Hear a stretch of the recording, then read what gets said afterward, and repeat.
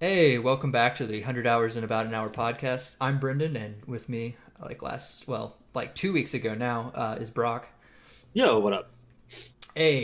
So I'm probably going to inevitably talk a bunch about the Legend of Heroes series today because I'm getting in the mail in about 2 hours uh, the the fourth game in the current series of games. I'm really proud of you. Yeah, I'm really proud of myself too because I'm getting it 2 days early because I ordered it off the company store instead of from a retailer. Boom. Mm-hmm. They actually said it was going to be on not on time, but then they fixed the issues. So Going above and beyond the Call of Duty they really did. It's like customer service. I got like the fancy limited edition with all the extra stuff. Oh, snap, Yeah, that's why man. it was going to have shipping delay. Does it have like a body pillow and everything? Or No, I need to look at what I don't remember exactly what it has. I know it has like a steelbook, obviously, because everything comes with a steelbook nowadays.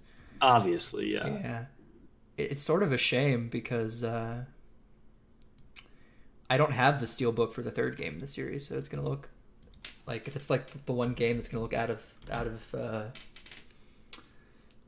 you know the phrase I'm looking for, It doesn't match. out of place on the bookshelf because I've got the steelbook for the first two games. But Time to hit up an eBay scalper. yeah, no, that sounds like a terrible idea.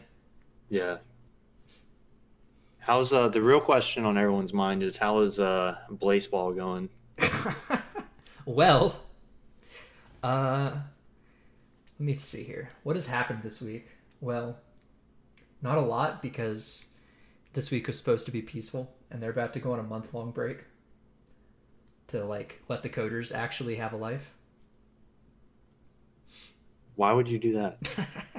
because they're an actual company with like morals and stuff, I guess. Oh, I didn't realize Yeah, coders aren't people. especially not video game coders. No, no, no, not even close. So, did you play anything this week? I'm assuming I saw you streaming Front Mission, so I'm assuming that. But Oh yeah, yeah, yeah. Just more front mission. I'm kind of front missioned out, specifically front mission 3, just because the gameplay loop is not as engrossing or engaging as in front mission 1. Like there's large chunks of gameplay before you reach a new store where you get new equipment in a game that's all a game series that to me is all about customizing your Wanzers, which are the mechs of the series. yeah, yeah, So I'm just kind of like going through the motions, and then it also like in front mission 1, and once you get like going in the game, you're deploying like 10 guys at a time, yeah, and in front mission 4 it's always a cap of 4. yeah, yeah. I noticed that when I was watching you play it. And so it's just like way less engaging. It's like, well, I have these 4 all-stars, but then they throw in the classic like you need to make 2 teams thing, so like if you're not using everyone, it's going to be a little bit rougher, and it's just like, That's that's kind of and garbage, actually. it's kind of garbage, but like I've been trained by other RPGs to like try and use everybody a little bit, so even my worst character was still like okay, right? Yeah, And those missions weren't. I think they did it on purpose, like made the missions where you split your groups. Like those missions are a little easier, it seems like. Which I guess I hope that was a conscious choice by them. But like I've been burned by like too many games of like, you know, oh man, you got to split everyone up into separate groups. I hope everybody's good, or you're gonna have a really rough time. Looking at you, Final Fantasy VI. yeah. So actually, the game series I was talking about prior has that concept where you have to split. You have like a couple separate parties for a couple of games. Yeah, Now, however, what I will say about it is, so first of all, your backup characters get experience no matter what, even if you're not using them in battle. mm-hmm. So that solves part of the problem. And then like some of the characters that they bring in that like aren't like main party members, they auto level them for you. So it's not bad design in this case for that game. Yeah. This one, I actually got a character because, like I said, it's groups of 4, and you had to send out 2 teams of 4. I got the 8th character like 2 missions before the first like split thing, and he made for anyone that's played Front Mission 3, I'm doing Emma's route, and the guy makes no sense. There's no context for this guy joining your party. He makes no sense for why he would be with this group of people. He's like sticks out like a sore thumb in terms of the narrative and everything else. And I don't know if it's like, he's secretly going to have this backstory that's going to be revealed at the end of the game of like why he's contributing, or the game also has this entire extensive internet that I'm sure you can get backstory on, but I'm not doing all that. I'm sorry. It's too much. It's too dense of a lore thing. So if that's where his lore is, that's kind of cool that they just throw him in there and you have to like look into it yourself. But I ain't doing it.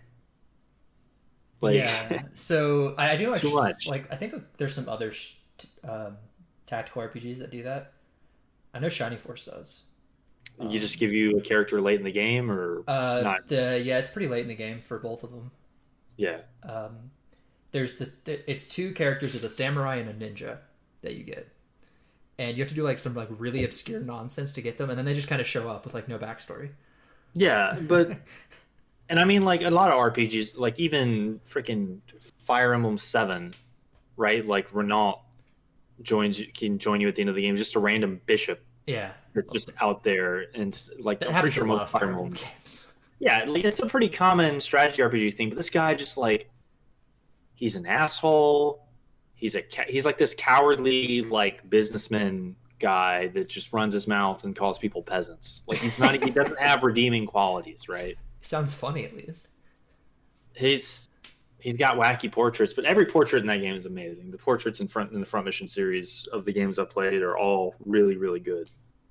But no, it's just I've been playing that game in like 2-hour chunks, and like if I really like an RPG, like I can play it for like 4 or 5 hours and not even realize it. So I'm having to digest it in chunks, Yeah. and I'm not going to play a Front Mission game next for my next RPG just because that's another thing. It's my own fault.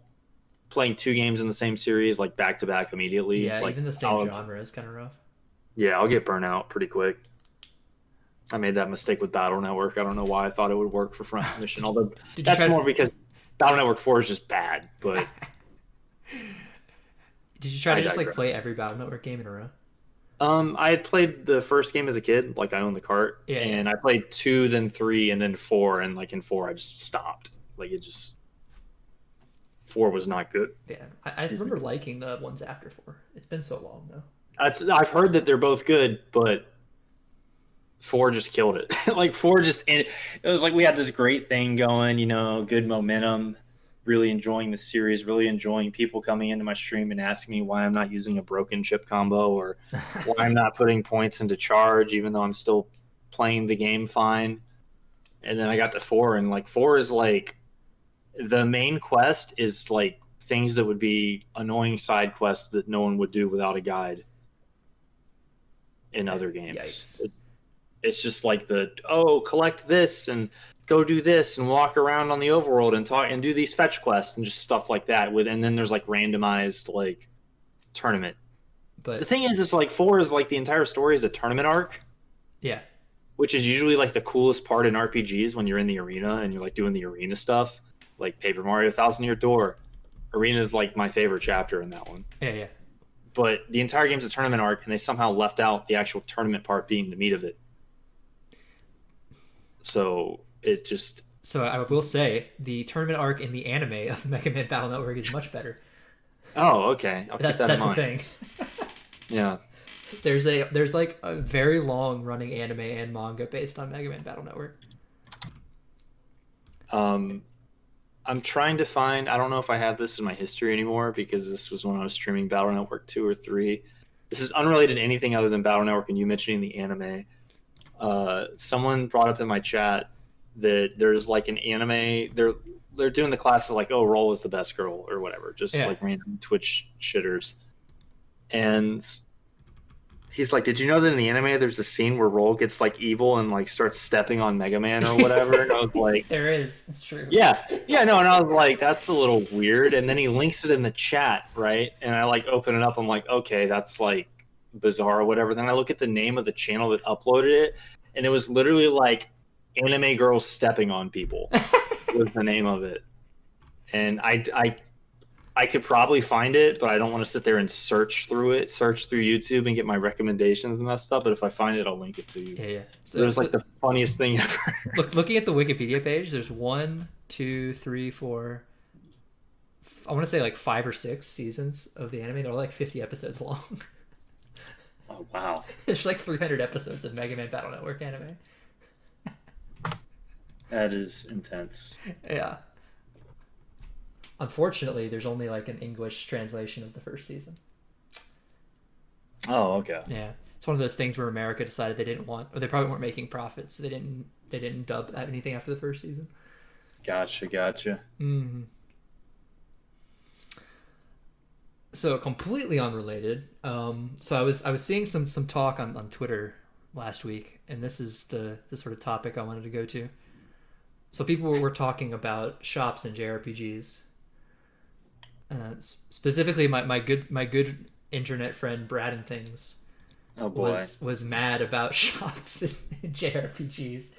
So I wanted to talk about them, like specifically like what we like about them, because his whole thing was hating like JRPGs shops. Because of the way they do things, right? Because his specific complaint was like not enough money to like buy equipment upgrades, and how it's kind of like a pointless choice. Yeah. I sort of have like the opposite opinion, because I think equipment being more expensive than the money you'll have on hand without grinding is actually a good thing, because it forces you to actually choose which characters you're going to invest in. Yeah, I also was about to say, like, I actually like it when you can't buy, depending on the game, right? But like when you can't buy everything, yeah, you have to make a choice of like, what do I think is important? I don't think that makes upgrades useless if you can't buy everything, because usually what you end up doing is you just like alternate from town to town. Like you might say, I'm going to spend all my money on weapons in this town, then armor in the next one, or I'm going to fully max out these 2 characters in this town, or those 2 characters in the next one. There's a lot of different ways you can kind of mitigate that. I did that a lot in Dragon Quest VIII, I remember. Because equipment was pretty expensive. But the big thing, too, is if it's a game where magic users don't necessarily need weapons because like their damage isn't tied to them, then you could just skip them, right? Yeah. Yeah. But there are some games where it's like, oh, the staff gets an intellect, which increases their magic damage or whatever, in which case it's kind of annoying. But if it's a case where they're only really casting like buff and debuff and status spells, then, you know, who cares? Yeah. Dragon Quest casters in a nutshell. Yeah. For real, dude. Although some of them, they'll get weapons. It's weird because they're weapons that have usable abilities, but they don't even need to be equipped to use. So at that point, it's like, it doesn't matter if it's actually equipped on them. They just need it. Yeah.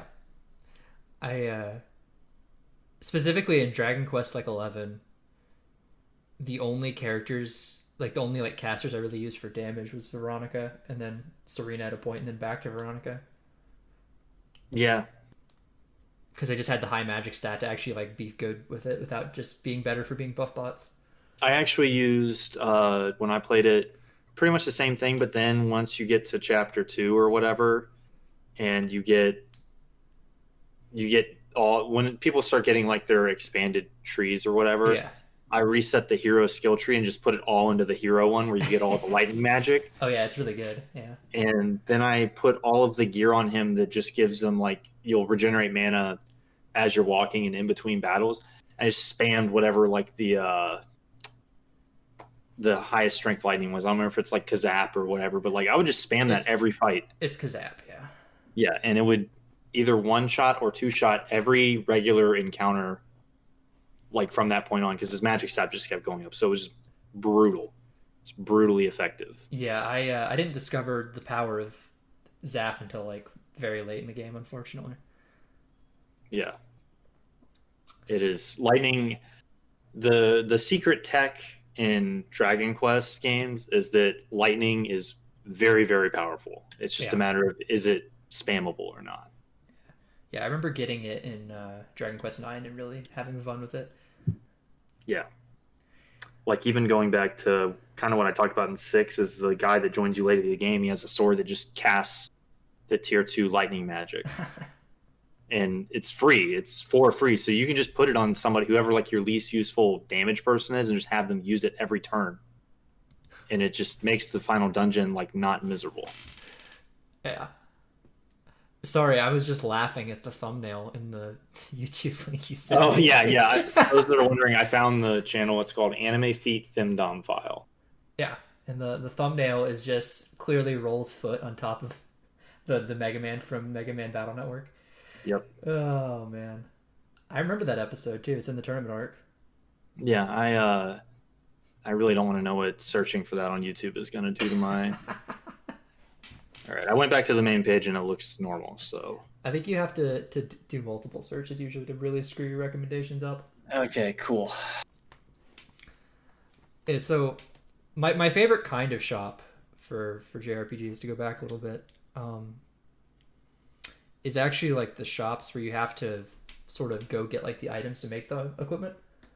Okay, where they're like, we need these ingredients kind of deal. Yeah, it's pretty common in Etrian Odyssey, and I'm trying to think of any other games that have it, but I know I've seen it before in non-Etrian Odyssey games, but off the top of my head, my brain is not comprehending. it's in Persona, I think, but it's not like very robust in Persona. Mm-hmm. I think it just kind of happens. Like you don't really have to go search out any ingredients. But Yeah, it's I'm racking definitely my a brain. thing in Persona 4. And I think it's in 5 as well. Yeah, and then some of them it's not even selling; it's just you need to collect the ingredients, right? Yeah. Like Last Remnant, I think does that.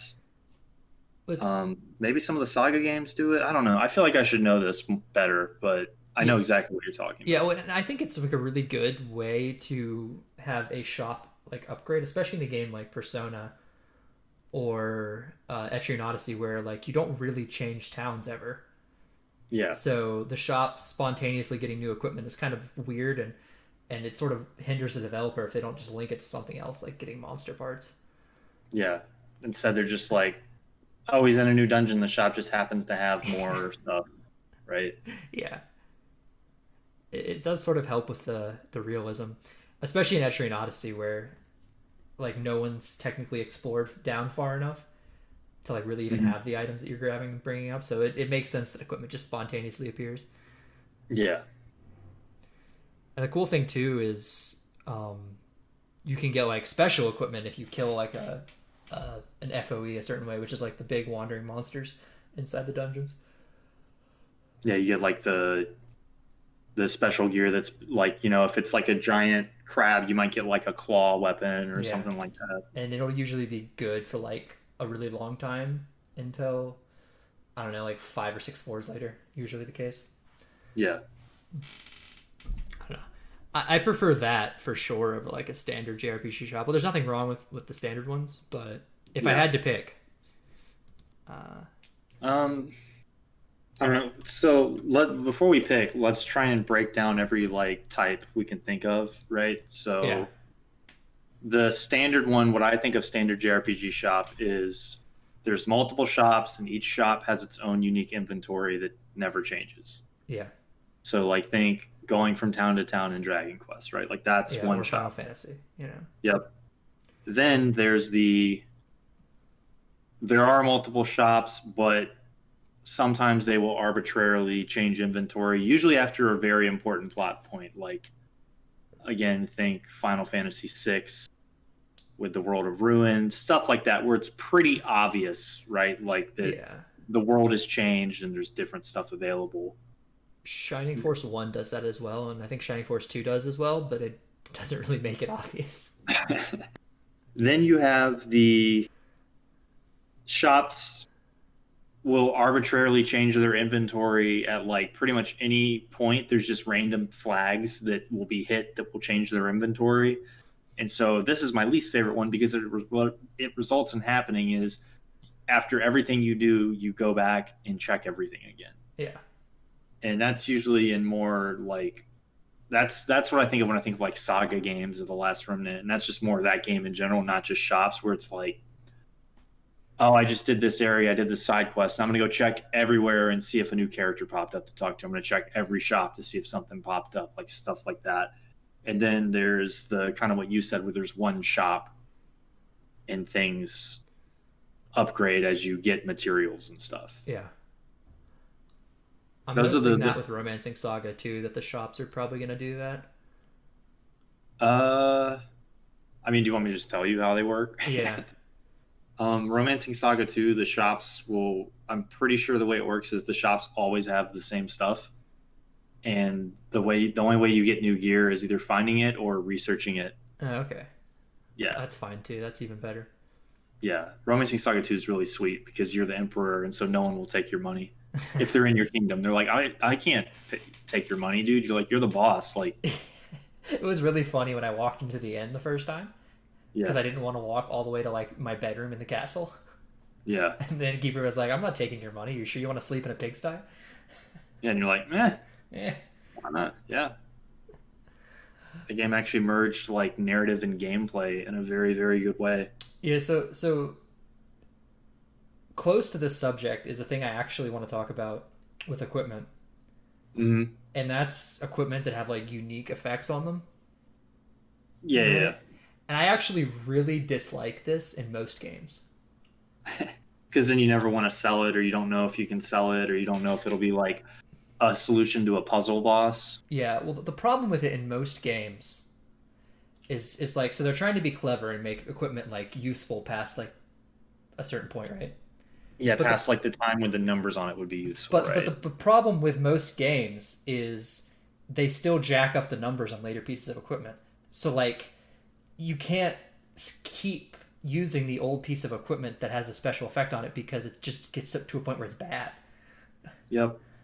Um, Yeah, like the unique modifier on it doesn't outweigh the number yeah.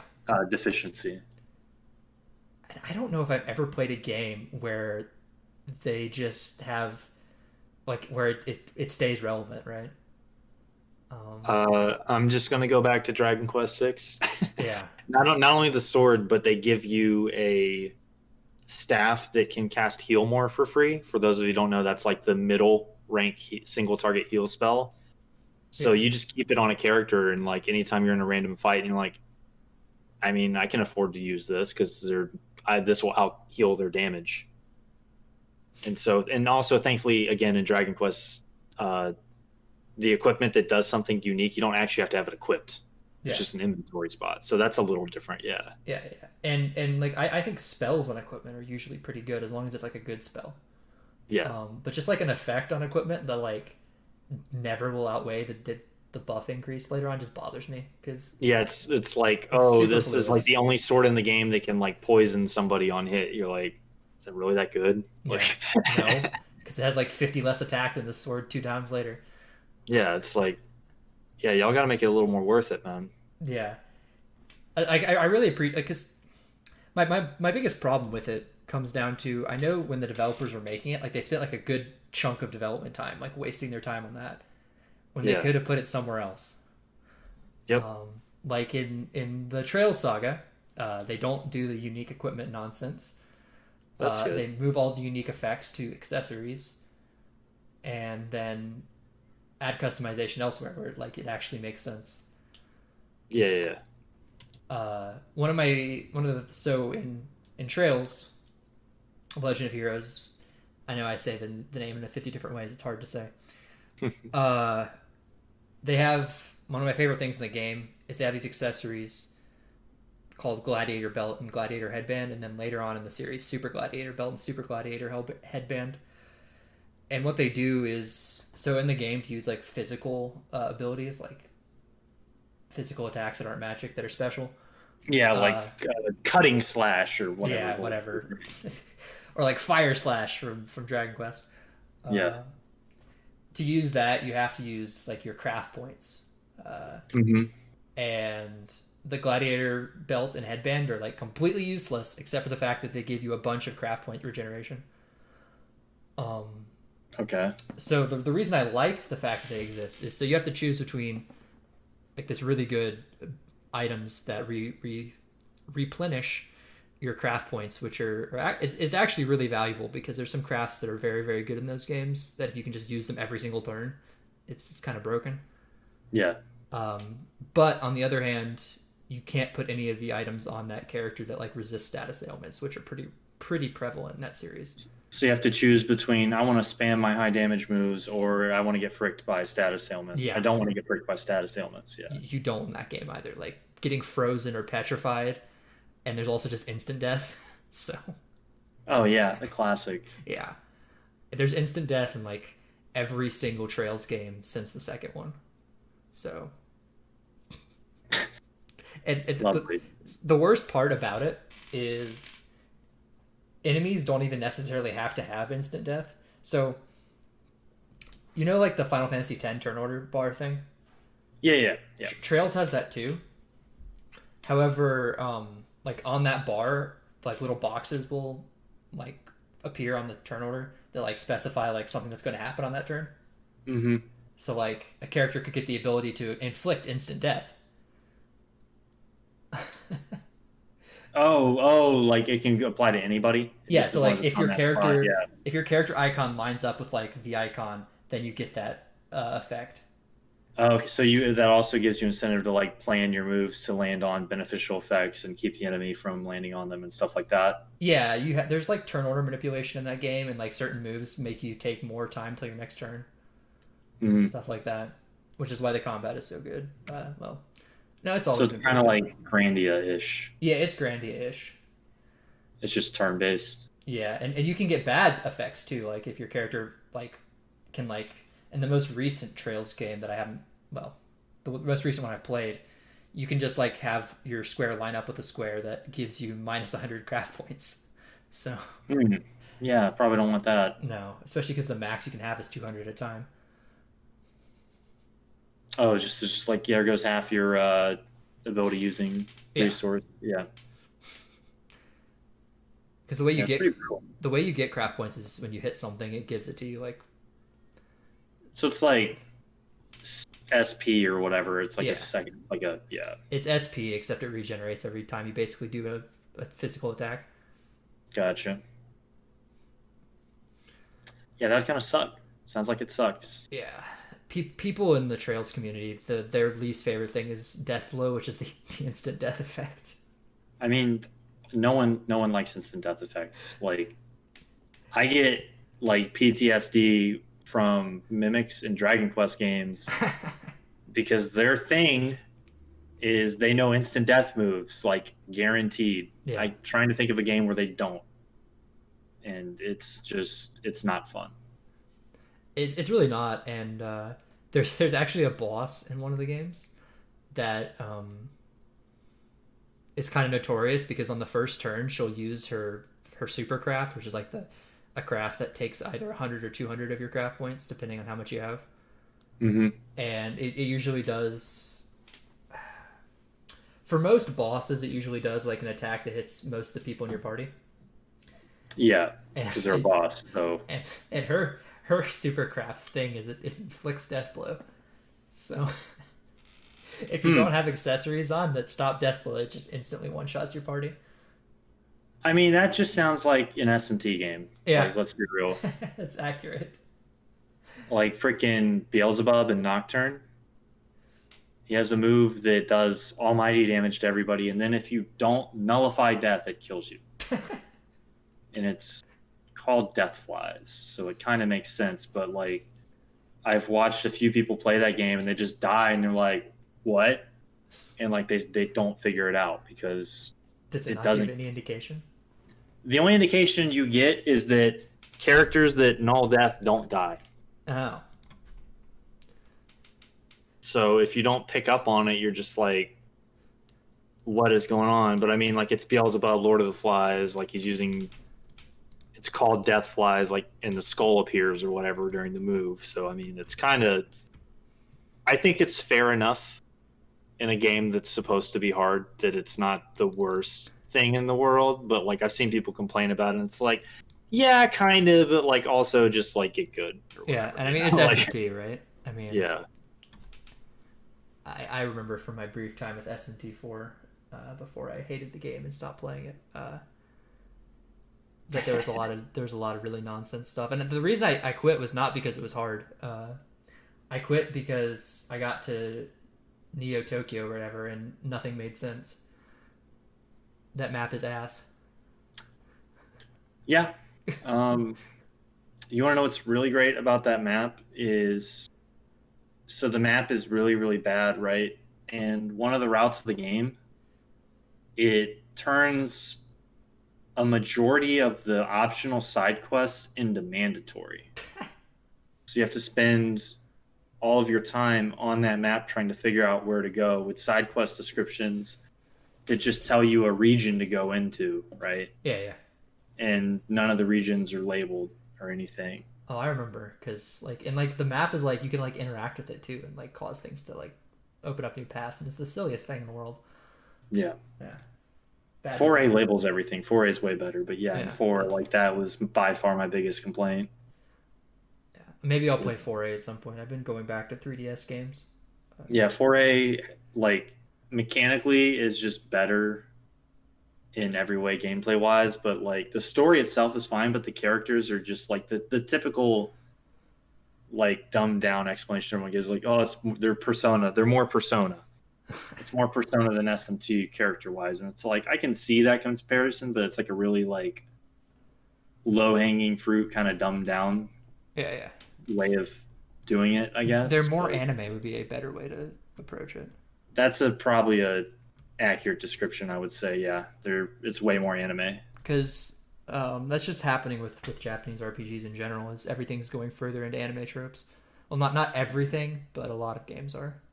Yeah, and it's like you look at that, and then you look at like SMT 1 and 2 characters, and just the themes of those games, and then 4A is like you have this theme that's like really really cool and like kind of maybe really cool is the wrong way of putting it, but like it's a potentially very heavy material. Yeah, And then you're running around as a 15-year-old with a bunch of like with like a 13-year-old, another 16-year-old yeah. old. You have like an edgy haircut, if I remember right. Yeah, like a Yeah, couple like a there's like a couple 20-year-olds, and it's just like it's just it's too anime. yeah. I don't even mind like younger characters, but there have to be like they have to like not really act their age, and if they like it's hard to describe because in Trails in the Sky, um, which is like my favorite arc. Well, not my favorite arc, but it's close to my favorite arc in the Legend of Heroes series. The main character is I want to say a 16-year-old girl by the end of it, Mm-hmm. but she approaches everything from such a realistic angle and then like not like anime girl approach that it actually works. And like most of the other members in the party are old, so It's like real 16-year-old versus anime yes, 16-year-old. yeah, that's a good way to put it. Although like real 16-year-olds are pretty stupid too, so it's Yeah, kind but of she's hard a to. 16-year-old in like medieval uh, Europe. If it was like medieval Europe right after the Industrial Revolution, so it's different from modern day 16 They year old. have to grow up a little quicker. Yeah, yeah. Plus her job is going around hunting monsters. So Yeah. you want to say the party is like a 16-year-old, like a 20-something-year-old, another 20-something-year-old, some guy I think he's in his 30s. Mm-hmm. So it's a pretty older party for a JRPG especially. Yeah, definitely.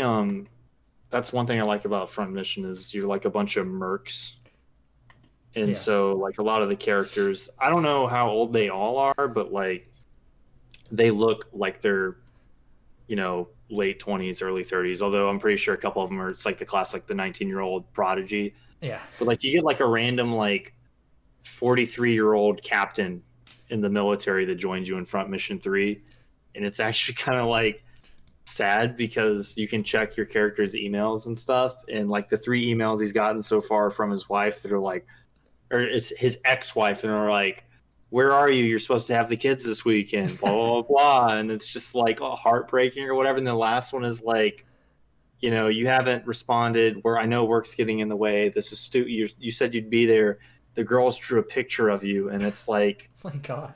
I don't know if I can find this picture online, but the picture, it's like a stick figure drawing where there's like 2 girls in the background and they're like crying, and it's like done in crown, and then there's like a cartoonish version of him with like kind of like a red nose and red cheeks, like he's been drinking, wearing a Hawaiian shirt, running away from them. That's depressing. I saw it and I was like, that's cute. And then I actually saw the content of the picture and I was like, that is so messed up, dude. Holy moly. Japan just does that sometimes, where they Yeah, they just went stick in. stuff in a game, and it's like, jeez. Yeah. But yeah, that is but yeah, Front Mission has a little bit more mature storytelling themes, I guess was my point compared to say games where the complaint would be it's too anime. Even Yeah, though Front Mission is at its heart a mecha anime. it's an anime, but there's a difference between. See, mecha anime is like a thing from like the late '80s, early '90s, right? So it's back in a time when like anime was more mature in general. I'm not an anime guy, so But like just I'm just like gonna the have to more admit to modern it. anime, like like the high school Persona type anime, right? The That's sort of slice of filtering life, in. if you would. Yeah, that's sort of filtering in into all JRPGs, and it's sort of a shame. Yeah. It's actually surprising to me that Final Fantasy is not falling into that. Well, FF15 was road trip, right? Sure, but it's still Road pretty. trip. No, I'm saying it's road trip with the boys. It's Yeah, not like high school, whatever. Like the closest thing to like a high school anime for Final Fantasy was FF8. yeah. And I mean, 10-2, I guess, was kind of like they brought in idols. I get. I didn't play 10-2, so yeah, that one kind of went over my head. But I mean, even 10-2 is like nothing compared to the some of the nonsense you get in other JRPGs. Like I would say Atlas is pretty bad about it I nowadays. mean, we're complaining about Atlas games right now, so yeah, I can see that. Etrian Odyssey kind of has it, where it's just like anime tropes in the middle of this hardcore dungeon crawler, and it's like, well, Yeah, why? because Um, Atlas, dude. yeah, that's true. Um, what was I gonna? I was gonna say something about this whole thing. I think I said my piece when I was Well, talking I because I have was praising Square Enix for not falling into the trap. I can segue back into inventory and shops real quick if you want. Sure. So when I was playing through Front Mission 1, that game did something which at first didn't bother me, and then it infuriated me the more I played. So the way the shops in that game work is actually, I guess, a way that I didn't bring up in one of my options is that there are newer shops with updated inventory as you progress through the game, but they also retain every piece of equipment sold so far. Oh yeah, I remember what you're talking about. It gets ridiculous. And so the reason it does this is because it's like, well, like they just want you to have the full suite of customization options, or if you know you're strapped for cash, you can buy cheaper things or whatever. It doesn't really matter, right? Like it's a game about customizing mechs. They want to let you customize your mechs. That's cool. But in the shop menu, there's if you're at the top of the menu and you press up, it doesn't skip to the bottom. And if you press left or right, it doesn't like page up or page down. Yeah, yeah. So you have to just press down and hold it and scroll all the way to the bottom because the newest stuff is at the bottom because that's where the most expensive stuff is and that's what you want to buy because you're upgrading your stuff. And it doesn't sound like an annoying thing, but when you're swapping out the equipment of 10 characters and you're swapping out, let's see, you do legs, left arm, right arm, body, backpack, and between 2 to 3 weapons on each character, you're having to do this 8 times, 10 times, and that's if you're not like doing that for more than 10 characters because you're worried that a character might disappear for a few missions, which happens. So you kind of have to have 12 characters all up to date, or at least up to some date. It gets really annoying. It gets really annoying, and it's like the easiest fix ever. Just let me press up and go to the bottom. Right. Yeah, and I'm surprised they didn't fix that in the DS version because I know that's the version you were playing. Yeah. I couldn't believe it, to be honest. It was just like I didn't really notice it until I got like 2/3 through the game, and I was like, "Can I press up here?" And like I couldn't. I just went on like a 10-minute rant about why basically my rant now, but like not as cohesive.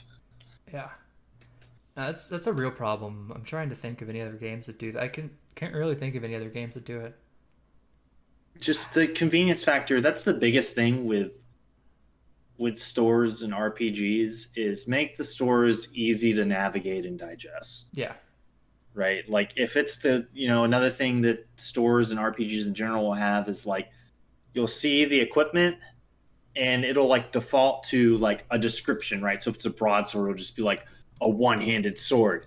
But you have to press like a different button to see the stats. Oh yeah, I know what you're talking about. And Yeah. then you have to press like a different button to see who can equip it. And this is mostly older RPGs, right? Like most newer ones are a little bit better about this. Most. But it's like, why are you making me like jump through hoops just to see who can wear this and just to see like what it does, Or right? like if it has like a special effect, sometimes it'll be on the second or third tab.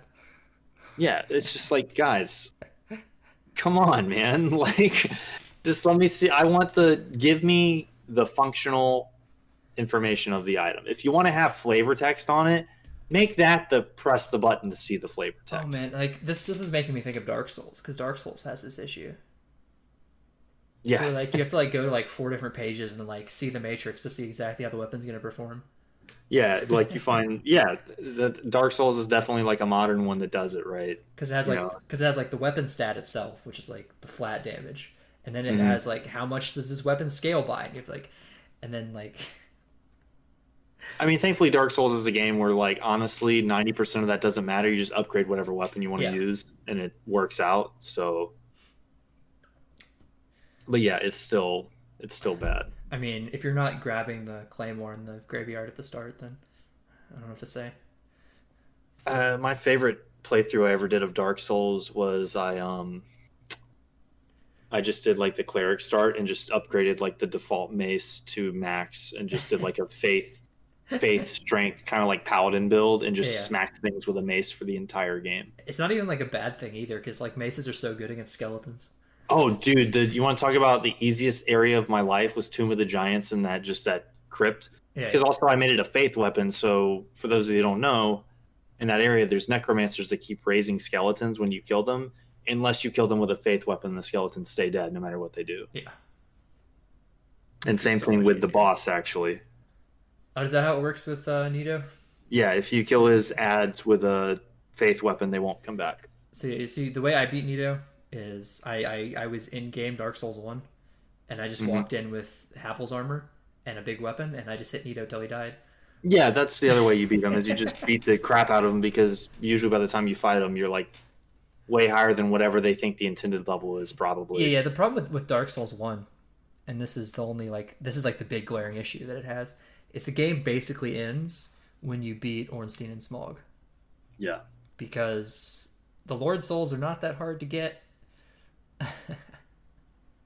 Their areas can be kind of annoying, but The areas feel unfinished. Outside of like Duke's Archives, I think is the only one that feels kind of finished, but at the same time I feel like they wanted to add more. Nito's area is the worst. Like, it's just garbage. No, Islith is the worst by far. As far as unfinished. Yeah, I guess that's true for unfinished. Yeah, there's like that one Like, section it's you just have to run across the lava. And then the next section where there's like 3 enemies. Oh yeah. Ah, man, Lost Islith though is like one of my favorite areas, like from like a theme standpoint. It's very cool down there. I just can't stand that area. You got giant dino butts. You got the worst boss in the game. You got a whole bunch of nothing. You got, even before the worst boss in the game, you got the lava centipede, where it's just like there's all these like little outcroppings of rocks that look like you might be able to want to go there, but Yeah. like you can't actually walk in the lava yet, so you're not going to trudge through the lava to get there. And then they're also smaller than where you're standing. But where you're standing, the giant centipede like jumps on you, and your camera gets all screwed up because you're trying to like see what you're doing, and Yeah, there's this giant obstruction. I'm not even saying the fight's hard; it's just a pain. yeah. I would say like I think yeah, I get where you're coming from now, because like I think what I'm thinking about when I think of Lost Islith is like every area before the lava centipede. Uh-huh. Like I think the area is very cool prior to that, but after that, it Oh turns yeah, into a yeah, yeah, mess. for sure.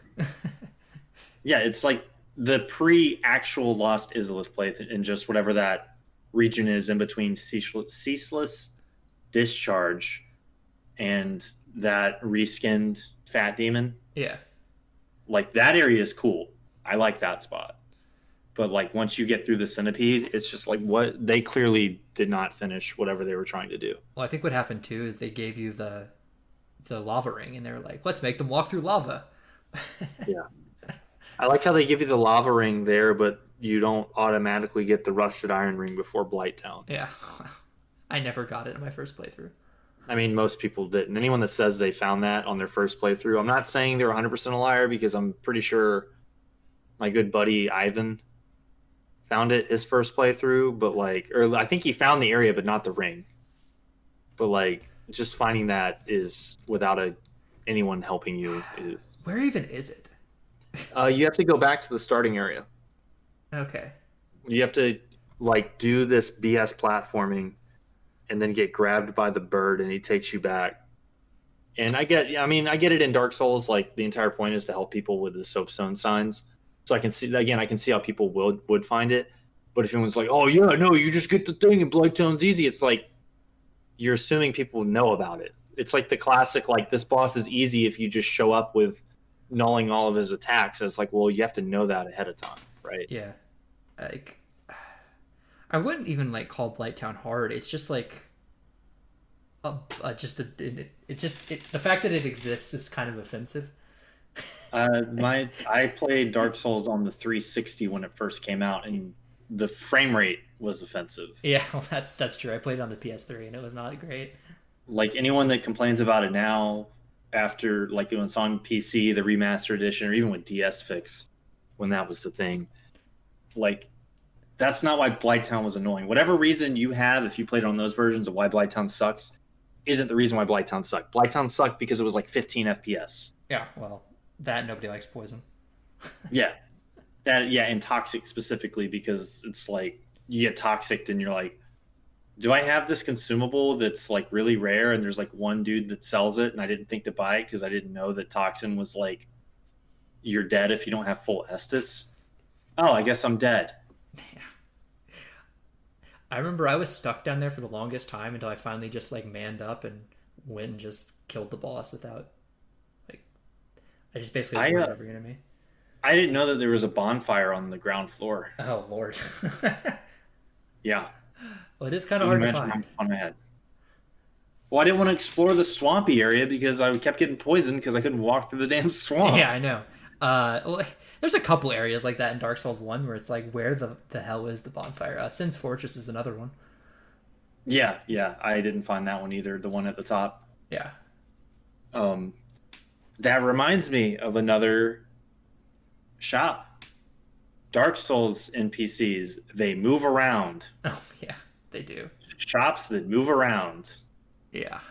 And then shops that can become like unavailable for the rest of the game and you can never get their items ever again. Yeah, permanently missable shops. Having to go to like different shops to upgrade your weapons, that was the thing. Yeah. Because like the first blacksmith in Dark Souls 1 can only upgrade to a certain point. You can only upgrade certain kinds of weapons. And it's like, all right. Yeah, then you just get to like the giant blacksmith that can do everything and you're like, cool. Except you have to run back to him every time. Yeah. I can't remember. Bloodborne is good because Bloodborne shops doesn't move. I think another avenue with which we could discuss shops is the fact that games have multiple types of shops. Right? Yes. You have the item shop, weapon shop, armor shop, or sometimes weapon and armors are combined. Yeah. Right? Sometimes the item shop is always in the inn. Yeah. Sometimes there's a magic shop that's its own separate thing. Yeah. Sometimes the item shop is only in the inn in certain towns. Yep. Sometimes the shops are hidden. Like sometimes you'll go into a town and you'll see the weapon and armor shop and the item shop and you're like, where's the magic shop? Mainly thinking of like Final Fantasy V. Yeah. That has hidden shops, and that's the worst though, is when you go to a town and it's like a little podunk outpost town, right?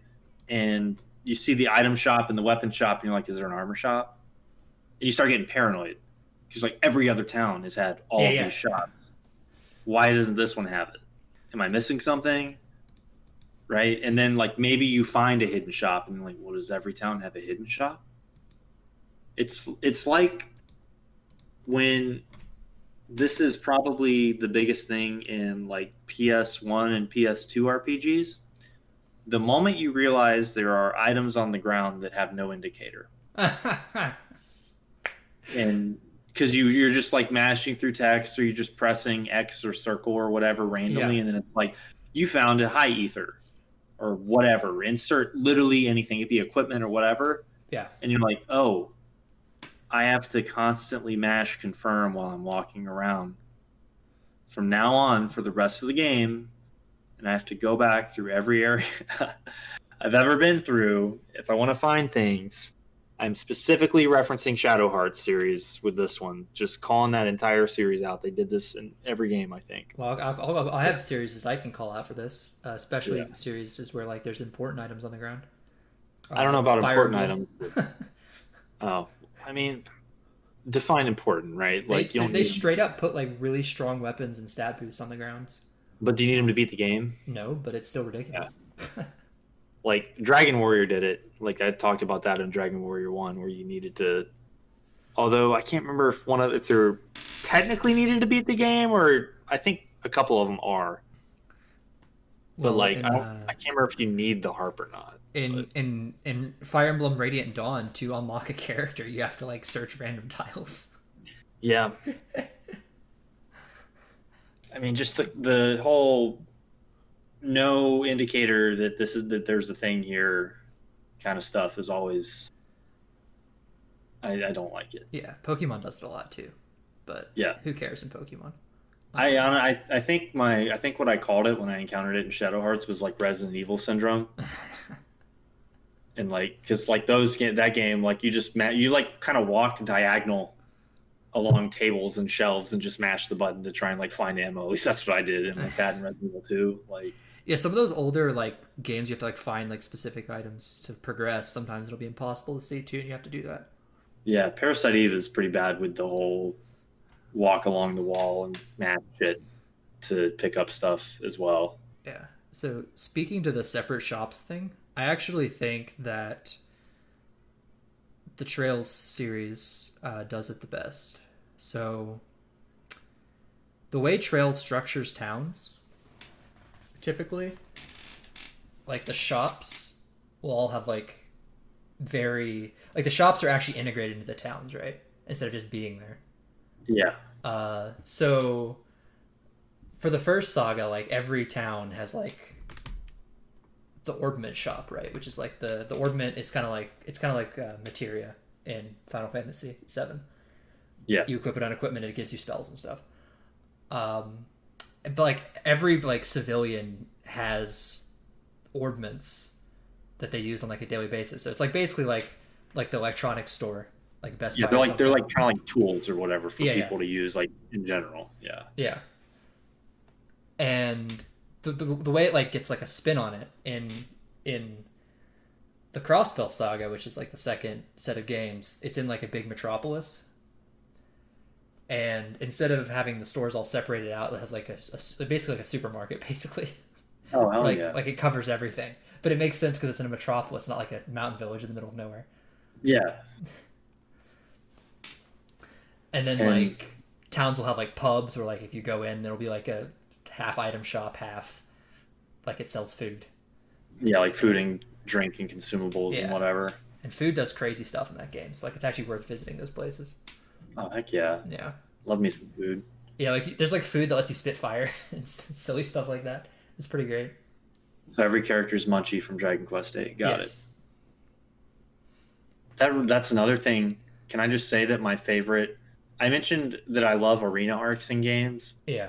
The other thing I love is when you get to the metropolis with like the bazaar and the massive market Yeah, yeah. where there's just like every shop and like bonus shops where like if there's normally not like a relic or accessory shop or unique item shop, there will be in this town. Just stuff like that where it's like, look at all this really cool stuff. Oh my god. Like, Yeah, you it just- mimics, like, it mimics it- like that in real life, right? When you go to a big city. Yeah. It kind of sucks when like big cities and JRPGs don't have anything, Yeah. which happens. Yeah, yeah. They have what they have is like really big background structures, and that's Yeah. it. You know, I'm trying to think of a game to call out here. I don't know, probably like a Tales game. Yeah. Well, they usually have like that's usually where the gambling is in a Tales game. Mm. uh, But yeah, I'm the weirdo that really likes the bizarre part in Secret of Evermore.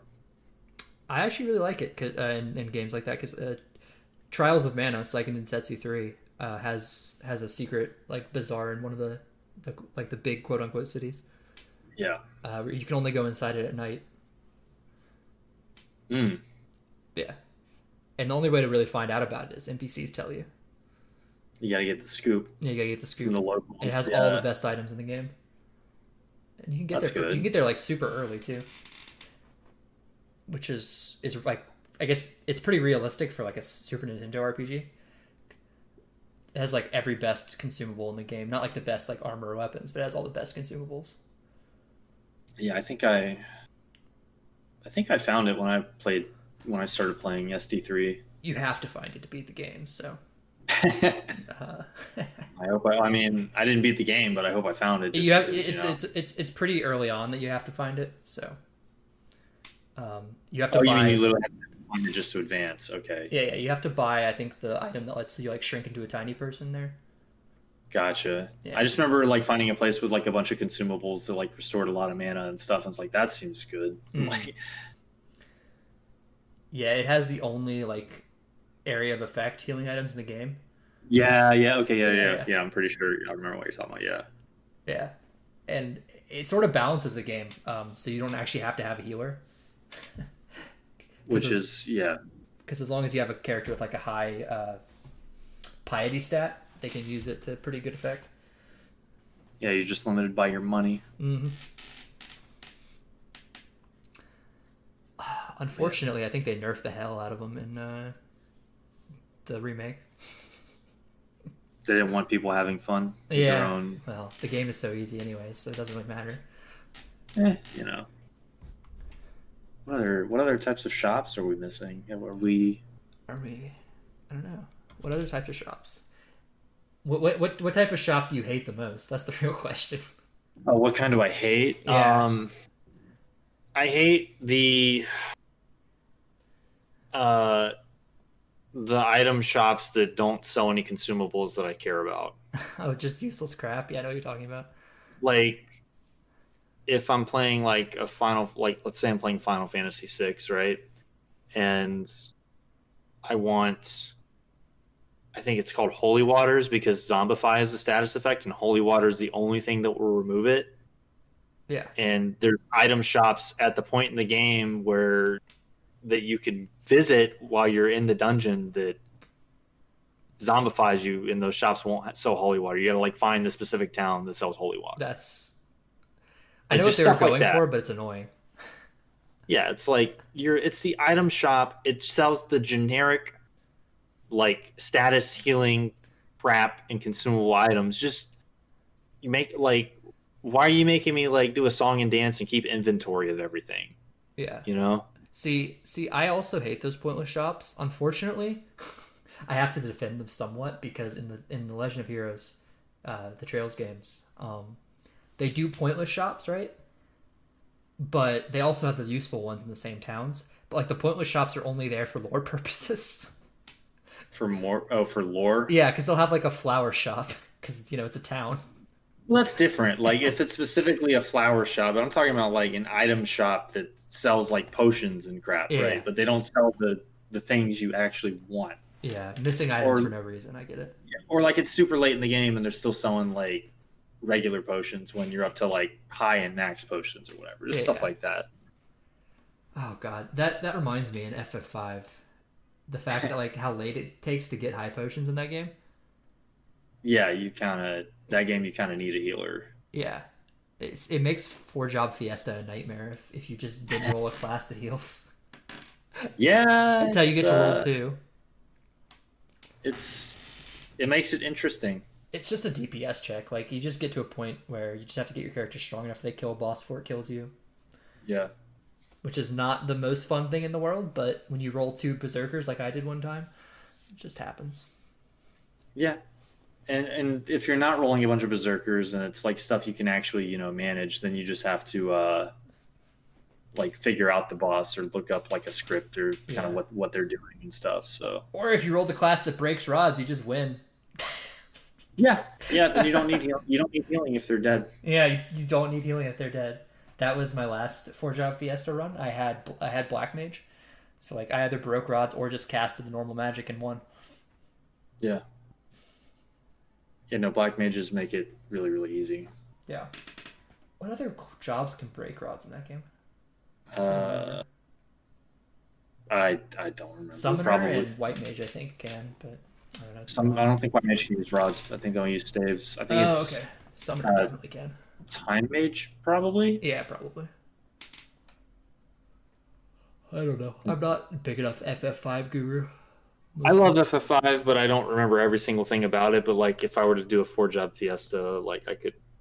I have like a document that just has all that random inane crap you need to know, like what bosses love, like what the levels of every boss is and stuff like that. For Blue So you can Mage, use, yeah. yeah, like, oh, level 2 old works on this boss. Oh, this is gonna be a joke. The Or game is level such a 5. cheese fest. Like Yeah, it's great. the links I had to go through on some bosses to beat them because like my only viable damage was magic that run was just silly. Yeah, my the first one I ever did, I had, what did I have? I had white mage, Lucky. dancer, bard, and I think thief. Oh, no damage, huh? Uh, I mean, well, Bard would result in damage if the fight went long enough. Yeah, which it will with White Mage. Yeah, but the thing that that I did that like made me be like, man, this is really cool.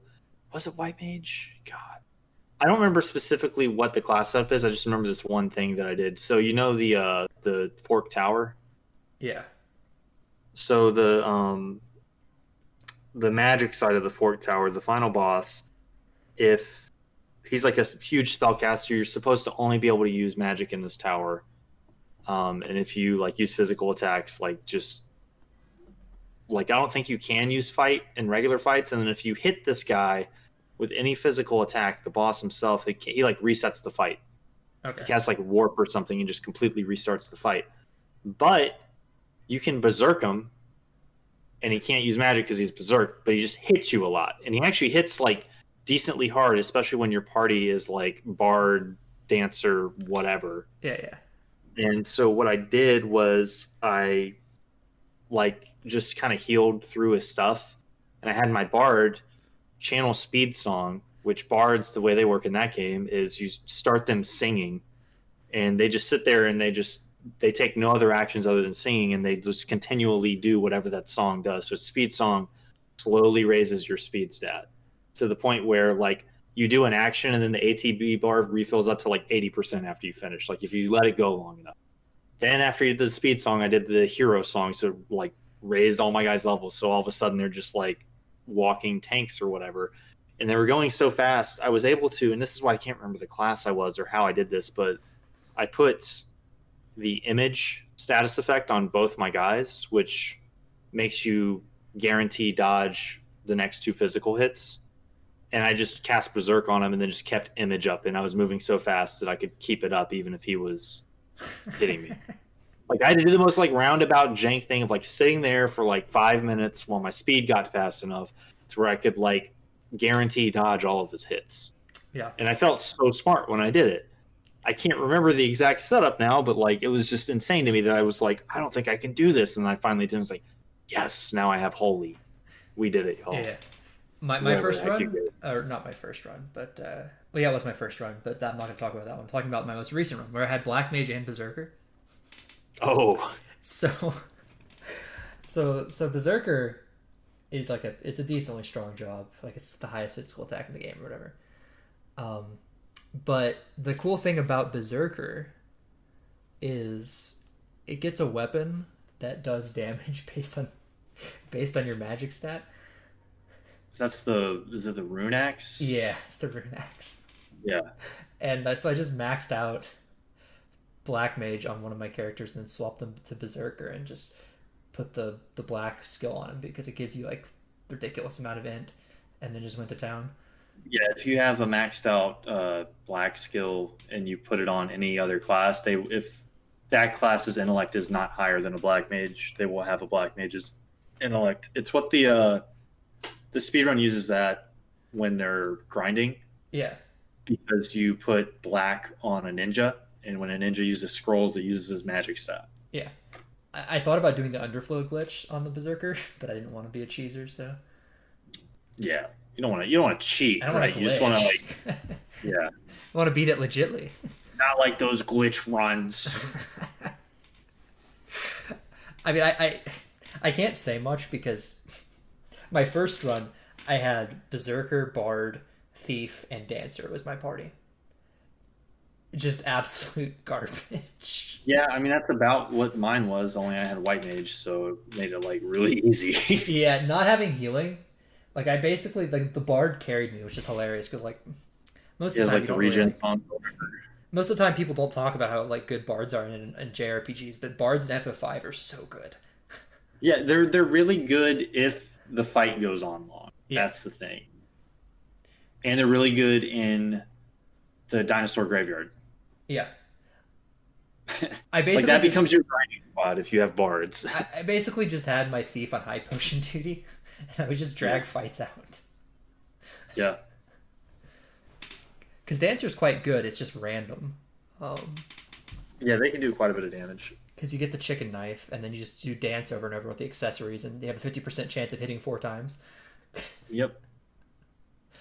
Yeah, the whole chicken knife brave blade thing is definitely an interesting thing to have in a video game. Yeah.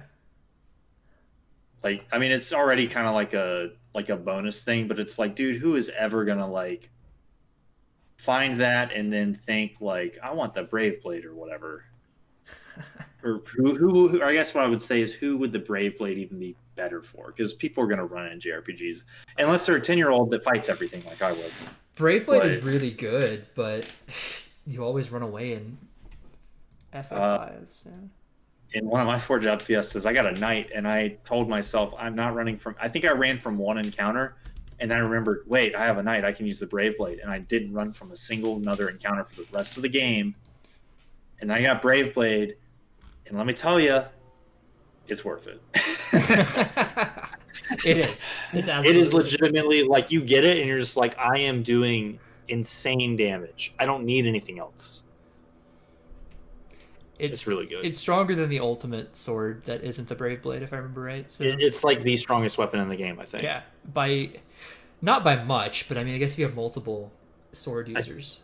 I think the DS exclusive weapons might be better, but I'd have to double check. Obviously, I don't have the FF5 weapon table pulled up in front of me. Oh well, of the weapons you can get from not ridiculous memes. Well, let me look at this.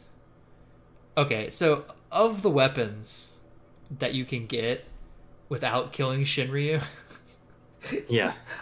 it's 40 power stronger than Excalibur. So that's That's okay. a lot because 150 power is how much Brave Blade has.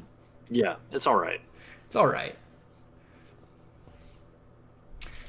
Yeah, meanwhile, you got the chicken knife that gets stronger when you run from stuff, Yeah. and you have a chance of randomly running when you use it. It's pretty epic. Yeah, but only if you use attack commands. Yeah. That's why Thief is really good with it, I believe. Because you just mug them. Yeah, Mug, you can... I can't remember, can blue mages equip knives? I think every mage can equip knives. Yeah, because they can use Goblin Punch if that applies. Although, actually, I think it's like kind of broken because I know with blue mages, the thing with them is they can use the fake Excalibur. Yeah. And if you Goblin Punch with it, it does the listed damage, and it doesn't take into account it's supposed to always do 1. So that's your fun fact of the day for FF5 is use a blue mage or just anyone they can equip the fake Excalibur, just have them Goblin Punch from the back row. Goblin Punch does full damage from the back row, too. It's pretty epic. It is. I mean, there's so much stuff broken in FF5 that I don't even really blink an eye people mention stuff. It's broken, but it's like kind of broken in the player's favor most of the time. Whereas like Yeah. FF6, it's like, what were y'all even doing? Like the stat doesn't do anything. Well, it's like Chemist and FF5 can just do max damage constantly if you farm the right items, and it's just silly. Yeah, the chemist is kind of dumb though because you have to look up tables and look up Yeah. combining things. Like if you don't know Yeah. the mixes, like the chemist is like one of the most useless classes in Yeah. the game. But I mean, as long as you just know Dragon Fangs, man, just Dragon Fang, Dragon Breath. I mean, thankfully you don't even need those. You can just drink hero potions. Yeah, true. But Dragon Thing is quicker. Which Sorry, I was scratching my ear. oh, I forgive you. Yeah, that's the thanks. That means you'll actually be here next week. Yeah. All right. I mean, that's the goal. Yeah, Yeah. that's the goal. I think we're done for this week, though. All right. You'll have a good week. Yep. You guys have a good week. See you next week.